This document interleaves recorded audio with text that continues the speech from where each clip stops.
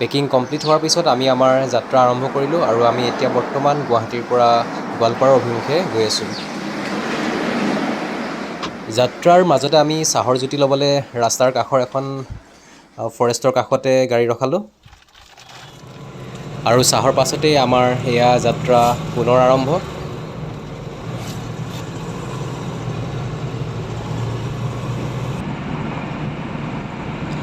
আৰু ফাইনেলি আমি বাজেংডবা পালোঁহি আৰু আমি বাকেনাং নালচা বুলি এখন গাঁৱত আজি ৰাতিৰ বাবে ইয়াতে কেম্প কৰিছোঁ।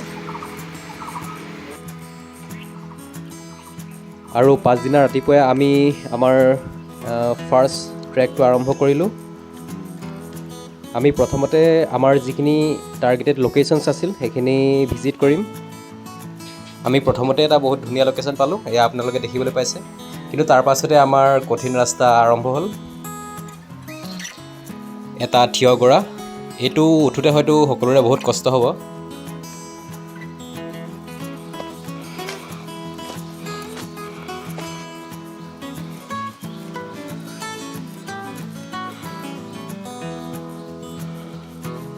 ইয়াত আপোনালোকে দেখিবলৈ পাইছে ইয়াত বাঁহ গছৰ সংখ্যা বেছি, গতিকে আমি আমাৰ নেক্সট যাত্ৰাটো বেম্বো ফৰেষ্ট এখনৰ মাজে মাজে আৰম্ভ কৰিলোঁ।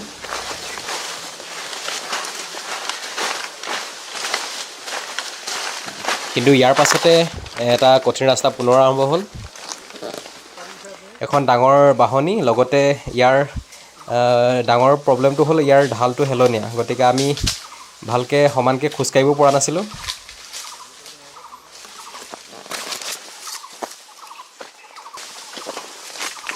তথাপিও আমি যেনে তেনে ইয়াৰ পৰা ওলাই আহিব পাৰিলোঁ। এতিয়া আমি তল পালোঁহি আৰু মই ভিডিঅ' কৰি থকাৰ কাৰণে মই বাৰেপতি কেতিয়াবা বহুত পিছত থাকি যাওঁ আৰু আগৰকেইজন বহুত আগত গুচি গ'ল, গতিকে মই অলপ দৌৰিবলগীয়া হৈ গৈছে। এয়া আপোনালোকে দেখিবলৈ পাইছে আমাৰ টীমৰ গোটেইকেইজনেই প্ৰায় ভাগৰুৱা হৈ গৈছে, কিন্তু লগতে আৰু এখন আমাৰ বেম্বোৰ ফৰেষ্ট ক্ৰছ কৰিবলৈ আছে, কিন্তু সেইখন বেছি দীঘলীয়া নাছিল কাৰণে আমি সোনকালে পাৰ কৰি আহিলোঁ। বাট আকৌ আমাৰ তাৰপিছতে আৰু এখন জাংগল ষ্টাৰ্ট হ'ল। এইখনত বেম্বো ইমান নাছিল, কিন্তু ইয়াৰ বহুত থিয় গৰা আছিল, গতিকে আমি ইজনে সিজনৰ পৰা সহায় ল'বলগীয়া হৈছে।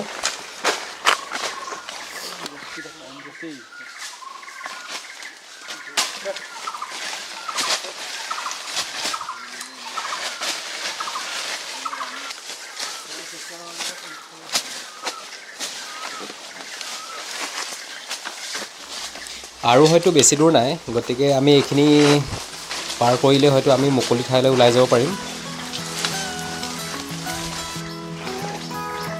আৰু আমি যেতিয়া একেবাৰে ওখ পইণ্টটো পালোঁগৈ, তাৰ পৰা আমাৰ এইটো ভিউ দেখা গৈছে। আমি যেতিয়া একেবাৰে ওখ পইণ্টটোৰ পৰা নামি আহিলোঁ, তেতিয়া আমি মাজে মাজে অলপ ফূৰ্তিও কৰিলোঁ।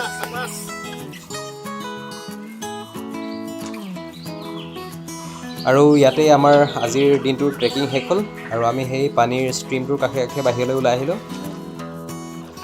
গতিকে আজিলৈ ইমানেই। পুনৰ লগ পাম আন এটা ভিডিঅ'ত। ধন্যবাদ।